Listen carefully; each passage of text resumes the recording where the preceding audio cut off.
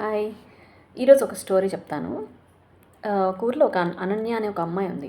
అమ్మాయి ఒక bakery run చేస్తుంటదనమాట. ఆ బేకరీ ఎప్పుడూ ఖాళీగా ఉంటుంటది. ఎప్పుడు జనము ఉండేవాళ్ళు కాదనమాట. మిగిలిన బేకరీస్ అన్నిట్లో ఎప్పుడు ఫుల్ ఆఫ్ కస్టమర్స్, ఎప్పుడు రష్‌గా ఉంటుంటది. కానీ తన బేకరీ మాత్రం ఎప్పుడు ఎంప్టీగా ఉంటుంటది. అలా అని తన బేకరీ తన కేక్స్ అంత టేస్టీగా ఉండవు అలా అనుకోకండి. కేక్స్ చాలా టేస్టీగా చేస్తుంది. చాలా యమ్మీగా చేస్తుంది. ఏ టాప్ బేకరీకి తక్కువ కాకుండా టేస్ట్ మాత్రం ఉంటుంది. కానీ తన బేకరీ ఎప్పుడు ఖాళీగా ఉంటుంటది.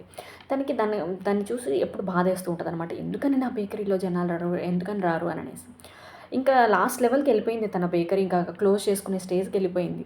ఒకరోజు అదే బాధలో సోషల్ మీడియా స్క్రోల్ చేస్తూ ఒక పోస్ట్ చూసింది.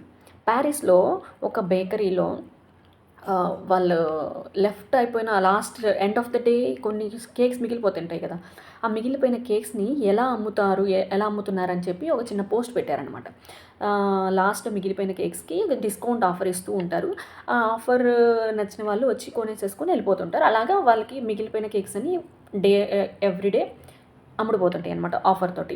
ఆ టైంలో వాళ్ళ బేకరీ ఫుల్ ఆఫ్ కస్టమర్స్ అనమాట. రెగ్యులర్‌గా నార్మల్ టైంలో ఉండేదానికన్నా ఆ టైంలో డిస్కౌంట్ టైంలో చాలా ఫుల్ ఆఫ్ కస్టమర్స్ ఉంటుంటది. ఆ పోస్ట్ చూస్తే తనకి నచ్చిందనమాట. ఇదేదో ఐడియా బావుందే. ఇలాంటి చిన్న చిన్న చేంజెస్ చేసుకుంటే మన బిజినెస్ కూడా ఈజీగా రన్ చేసుకోవచ్చు అని ఆలోచించింది. ఆలోచించి కానీ తనకి డిస్కౌంట్ ఆఫర్ పెట్టడం ఇష్టం లేదు.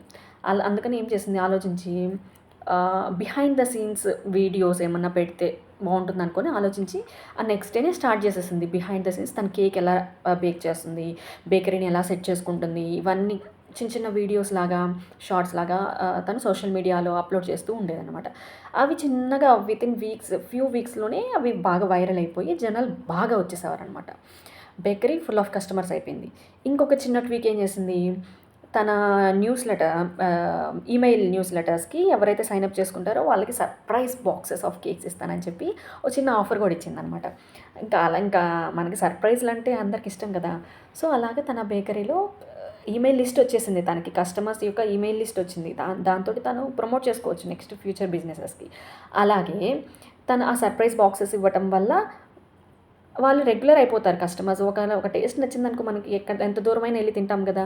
అలాగే బేకరీ బాగా హిట్ అయిపోయింది. ఈ ఆఫర్, తన బిహైండ్ ద సీన్స్ క్యాంపెయిన్ ఈ 2 కూడా బాగా హిట్ అయిపోయి, తన బేకరీకి ఫుల్ ఆఫ్ కస్టమర్స్ అయిపోయారనమాట. అప్పటినుంచి తనకి వద్దన్న కస్టమర్సే. ఇంకా బేకరీ క్లోజ్డ్ అని బోర్డ్ పెట్టుకునేదాకా కస్టమర్స్ ఉంటారనమాట. అలాగే చిన్న చిన్న ట్వీక్స్ మన బిజినెస్‌లో కూడా చేసుకుంటే, మన బిజినెస్ అలా ఎళ్ళిపోతుంది.